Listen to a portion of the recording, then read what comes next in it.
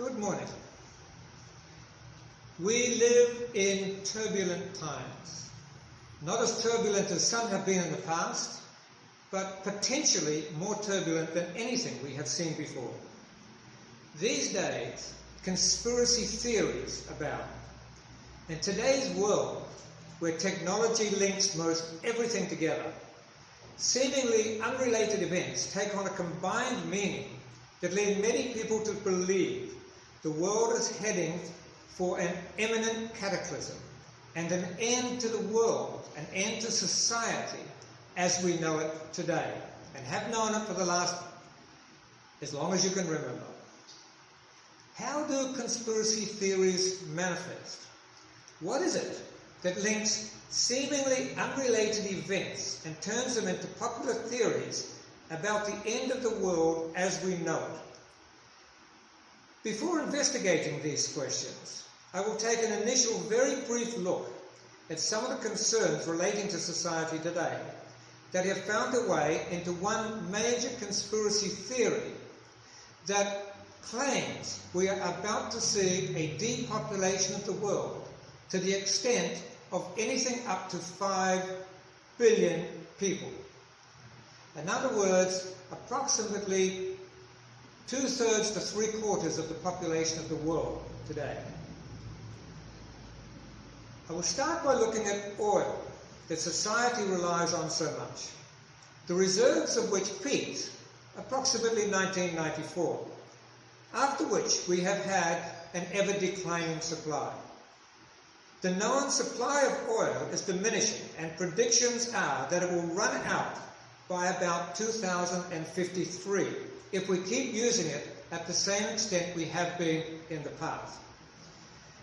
It is then obvious that this will create an enormous and imminent threat to society. Petroleum products are used to propel vehicles, to heat buildings, and produce energy.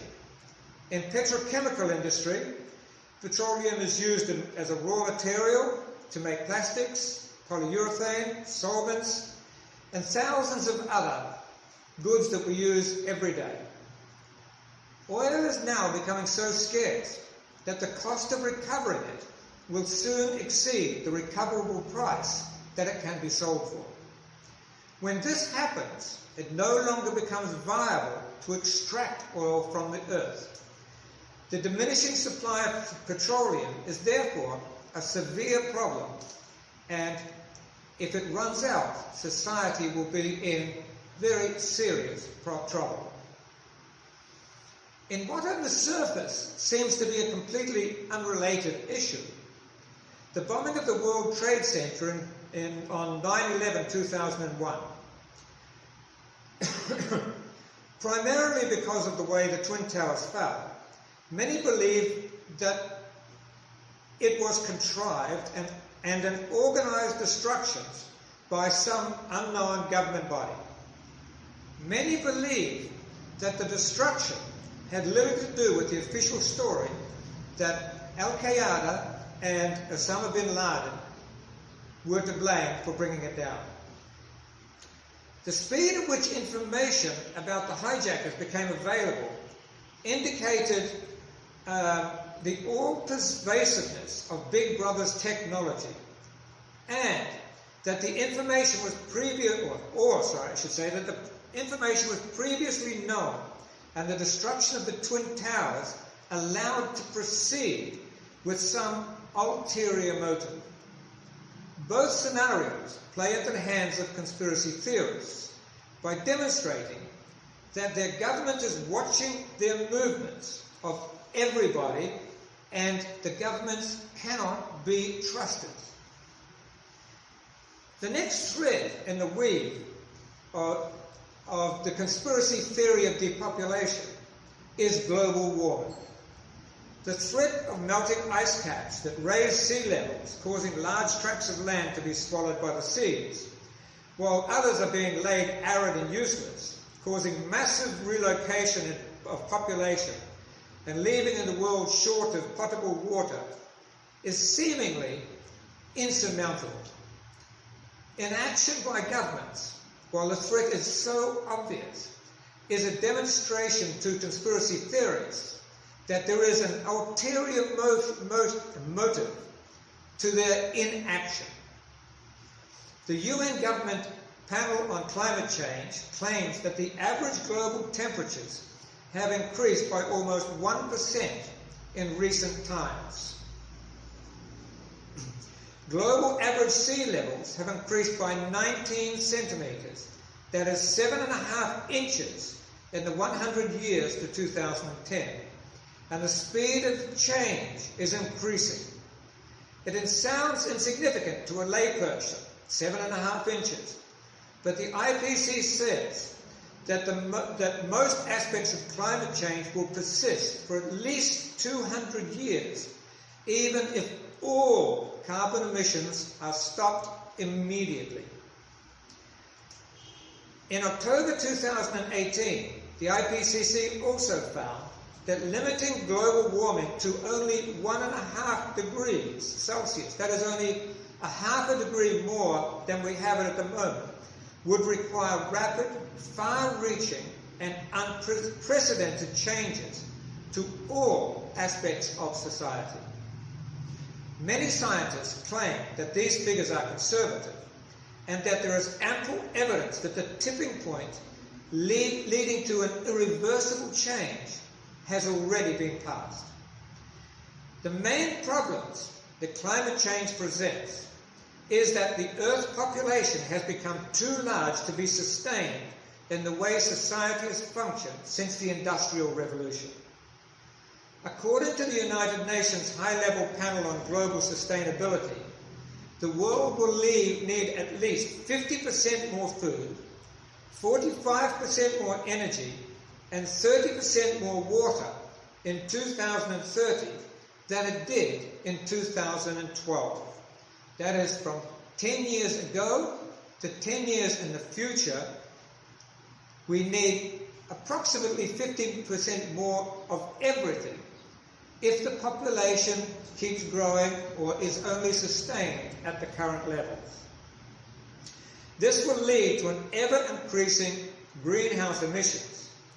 In other words, in the words of conspiracy theorists, the world urgently needs depopulation, and there is an imminent threat to implement depopulation by, shall I call them, the men in black, the unforeseen faces that are controlling society throughout the world today. This brings us to COVID-19, which I will touch on only briefly, which many conspiracy theorists see as a trial run to fine-tune the means of depopulating the world, controlling the population while it occurs and after it happens.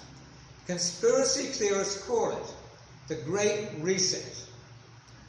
The Great Reset is the title of a book by Richard Florida, a professor at the University of Toronto's Rotman School of Management. The book discusses new ways of living and working in the post-economic crisis of the dot-com era, or the dot-com crash, I should say. In other words, it is primarily about the great economic reset needed after the energy crisis, and the subprime crisis, and the Icelandic financial crisis, the Irish banking crisis, the Russian financial crisis, the Latvian financial crisis, the Venezuelan banking crisis, the Spanish financial crisis, the European sovereign debt crisis, the Greek government debt crisis, the Portuguese financial crisis, the crisis in Venezuela, the Ukraine crisis, the Brazilian economic crisis, the Chinese stock market crash, the Turkish currency and debt crisis, and the list goes on and on and on, all of which happened within the last 20 years. I do admit, however, to having widely extended the scope of Richard Florida's book. He didn't go into all those things. He was actually talking primarily about the dot-com crash.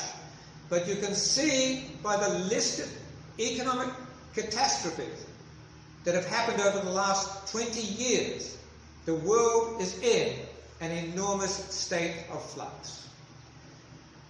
Richard Florida's term, the Great Reset, has now been usurped. A standard definition of his terms might be the establishment of a global currency system that all nations agree upon. That is what Richard Florida was actually talking about. Globalizing the economic situation. The term, the Great Reset, however, has now become a term used by conspiracy theorists to describe the imminent depopulation of anywhere between 2 and 6 million people from this planet.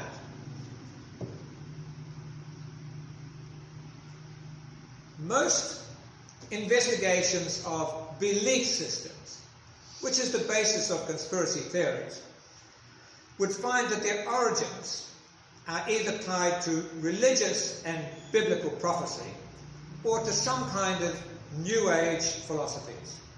But both require mind food. The mind food conspiracy theories are fed on is fear. Fear of the unknown. Fear of change. Fear of the future. Fear of the power of God or King. God or King in their terms being those who control the information era, that control data collection, that control robotics, that control obscene amounts of money. Conspiracy theorists fear losing their personalities and becoming transhumans. Effectively, it is a fear of everything they do not understand or influence, or can influence, that drives their theories. In past times, they were called doomsdayists. Afraid of nuclear war, they built fallout shelters and equipped them to last many years until the fallout had dissipated and they could re-emerge again. Today, they run away to farms, afraid that they will not be able to feed themselves when people start dropping dead around them. Or they arm themselves to the teeth, ready to fight technology with bullets. An insane concept.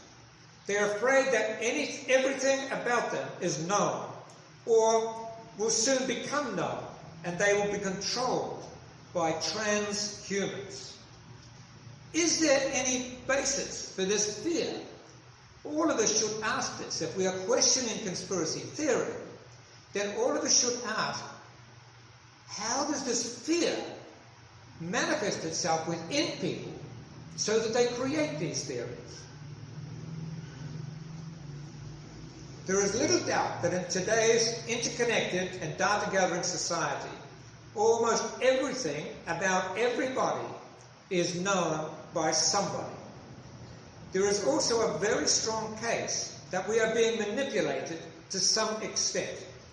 If it is true that we're being manipulated through knowledge of our purchasing habits, which we all know occur, it is only a very short step to understand we are probably being manipulated in other ways as well.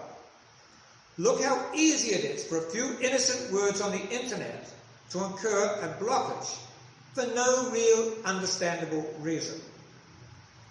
It seems reasonable that despite the 1947 International Bill of Rights that was supposed to ensure the rights of free speech, amongst many other things, at which China objected on the grounds that individual rights should not supersede community rights, that the USA, despite their current anti-Chinese rhetoric, is moving closer to the original Chinese position by restricting free speech on the grounds that it is contrary to community standards.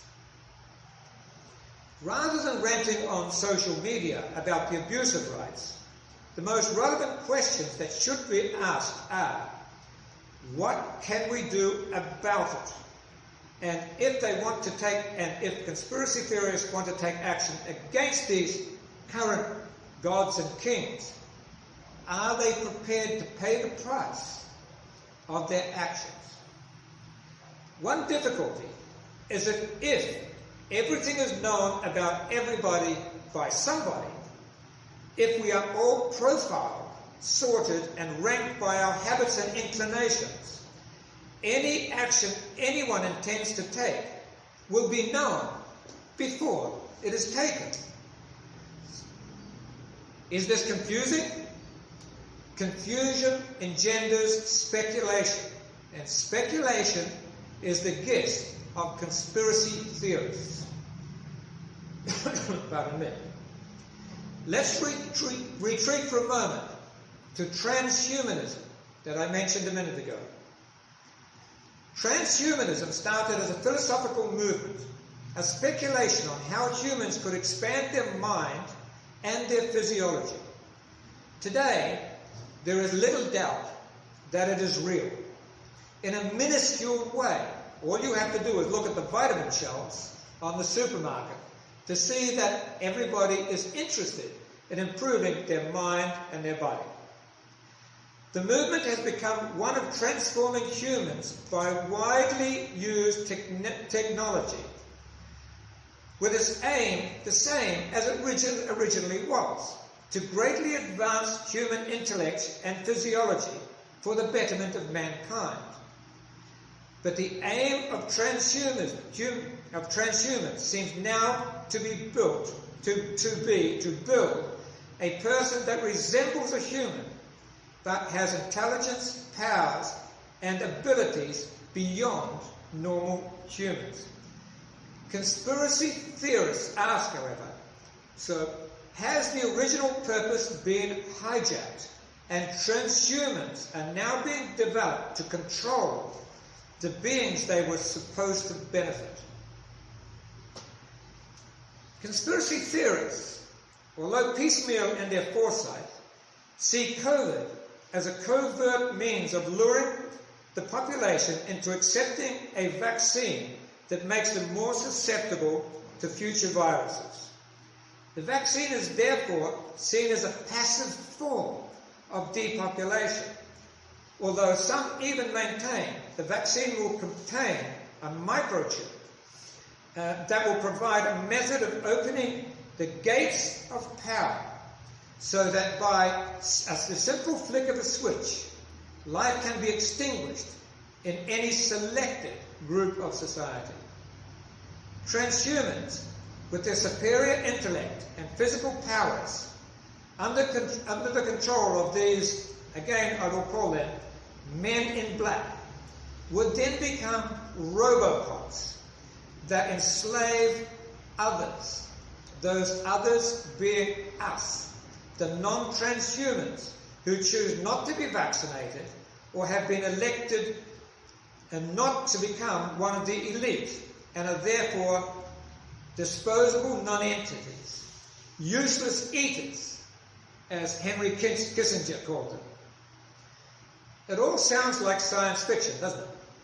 But depopulation by any means is one valid answer to the problem of containing the man-induced aspects of climate change from running out of control, and therefore a possible way of saving the world as we know it for generations beyond us.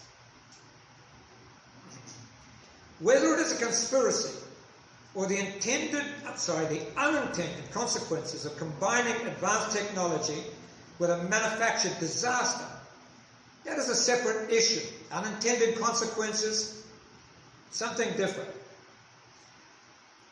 Add all the problems together: peak oil, 9/11, climate control, depopulation, the birth of a smarter, more physically capable human that is under the control of a pervasive technology in the hands of new gods and kings, put together with a lack of trust in government, and ask yourself, is the depopulation theory really unfeasible? You'd have to say that at least it is a possibility. Is it doable? Certainly seems to be that way with the technology that is available today. if it is both feasible and doable, it is then, whether it is a conspiracy or simply the unintended consequences of development, becomes inconsequential. If conspiracy theorists are correct in pointing to where society is heading, there are many actions that can be taken. But the more I think about it, there is only one course of action that sits within the realms of inevitability. Inevitability. It reminds me of a time many years ago when I was running away from a bad situation myself. I stopped to give a young hitchhiker a lift. After discussing my situation for a while, he said, "When faced with bad situation, it is not uncommon to run away. Some people run to alcohol, some people run to drugs, some people run to violence, crime, some people indulge in pain and hurting themselves purposely. It does not matter where you run to or what you do when you get there. It is who you are when you get back that counts." If this is the philosophy of today's gods and kings, to create a new world of people who have come back from disaster, from depopulation, then it is reasonable to believe that their conspiracy, if it is that, is based on some warped way of sound thinking. I should inform you at this stage that I am not a philosopher, although I have studied philosophy both formally and informally, and have a BA in philosophy. I've written a couple of books, albeit on different subjects than this. I am just a person who likes to think about how the dots should be connected. And the dots are telling me the world is in for some massive and inevitable change in the foreseeable future. My intention, therefore, is to take the basis of today's conspiracy theories and look at them one by one. In future posts, I will look at each individually, starting with the 1947 International Bill of Rights, moving to peak oil, global warming, COVID-19, the Great Reset, depopulation, intrusive technology, and transhumanism, and look at whether they combine to form one grand conspiracy or just coincidentally signs of the times. When complete, I will also put everything together under the auspices of just war theory. Why just war theory, you might ask? The answer is that conspiracy theorists believe we are already at war, that we are at war with our own governments, controlled by these men in black that are now waging war on their own citizens. If so, it is valid to inquire as to the validity of such a war. Many believe that we are already involved in a conspiracy that involves global dictatorship, mass murder, and genocide on a scale that would put Hitler and Stalin, make them look like amateurs. Depending on the findings, when finished, I will conclude by suggesting the only course of action I believe any reasonable human can take when faced with an unknown, indeterminate, and overpowering power that is taking us into the future, into an unknown future that we face. If you are concerned about what you heard today, please subscribe and put forward this post to anyone you think might be interested. Let's search for the truth. Let's search for how best to prepare for the changes that are coming in the future. Thank you very much.